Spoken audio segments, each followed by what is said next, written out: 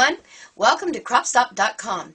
In this episode, I'm going to share a really cool technique with you using the Spellbinders, Impressabilities, and Distress inks.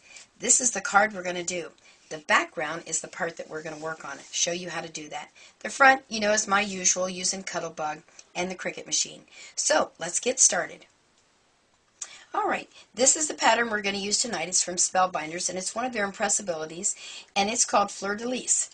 Now, this is metal, some kind of metal, I don't know what kind, and this is what we're going to use as our mask or our stencil to put on our paper, just using regular white cardstock.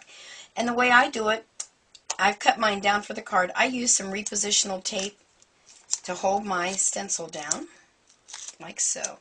Now what a lot of people are doing, they buy a couple of these stencils because it's really cool. You could actually take a good pair of scissors, kind of like our tonics that I use all the time. You could use those, and you can cut out the little sections in between here, and you could have individuals.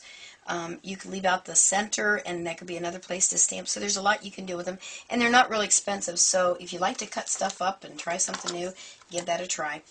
I'm going to be using some of the new colors that came out back in January, I believe, from Ranger. This one is the Distress Ink Sponge Sugar, and the other one, these are two of my favorites right now, Tumbled Glass. You always want to start with your lighter color first. So let me do that, and I'm going to use one of the applicators to put that on there. Let me get a lot of ink on there. And then I pounce. If you rub, the metal is going to tear into your sponge, and you don't want to do that. So I'm just going to do it. And there's no real pattern that you have to do. It's kind of the artist's decision where she or he would like to put the colors. So I just kind of put it a little bit everywhere. So there you are. And you don't have to cut your card down like I did. I always kind of do that just because I'm going to cut it down anyway. And this way I get it right on the edges. So I think that's probably enough of that one.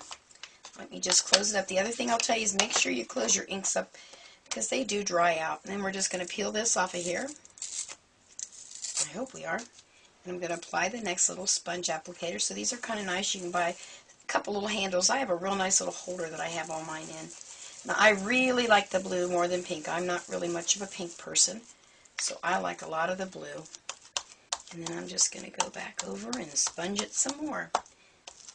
And you want to kind of make sure you kind of blend, because you don't want, like, well, I don't. Maybe some people do. I don't want white spots on this. I want to cover it up pretty good. And again, I'm using my little handy-dandy mat.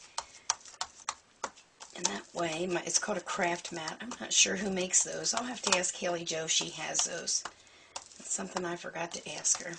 So there we go. Maybe a little bit more there. I really like the blue. Can you tell?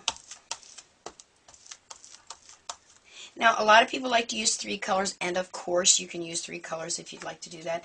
But for this particular one, I was kind of staying right with the basic pink and blue color. And we're just going to remove that stencil. Go. Now another little trick I'll tell you, ooh, that turned out really pretty. You want to make sure you wash this off on both sides and dry it, because it's metal, it will rust, but you want to wipe it off, because what will happen when you do your next project, you'll have all different kind of little spots. I think this is an example. I don't know if you can see that real good on the film or not, but this is an example where I didn't clean good, so I had some bleeding from the color before. But you know what, that turned out pretty cool too, and that's using 3 colors, and they blend real nice. So let's get back to our project. I have gone ahead and cut all the pieces that I wanted here this to, so that we didn't have to use up the time to do that. But I forgot to do that one little corner thing. Let me see if I can find my little handy dandy punch. Here it is.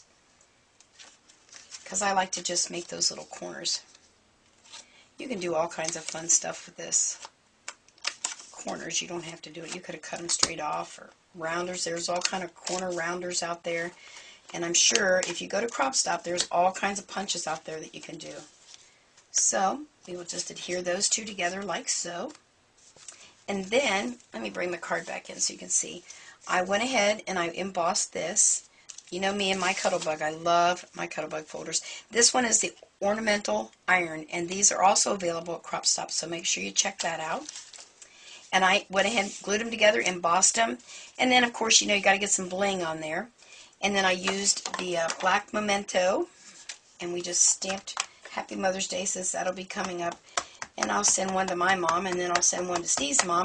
They don't live close enough to know that both their cards will be the same. Please don't tell them. I want them to think, I made them just especially for them. Which I did, but they're going to just be two of the same kind. And then all I would do is put that right in the center, put a little bling on it and a ribbon, and you have yourself a beauteous card. So, the versatility of this Impressabilities is you not only can do it with your distress inks, you can also emboss it by using the little rubber mats that are available at Crop Stop, and you can get a nice embossing just like what I did with this. I guess that's another video. I'll have to work on that one. Well, listen, you all have a great day. Make sure to stop at cropstop.com and check out what Haley just got new. Lots of cool new stuff.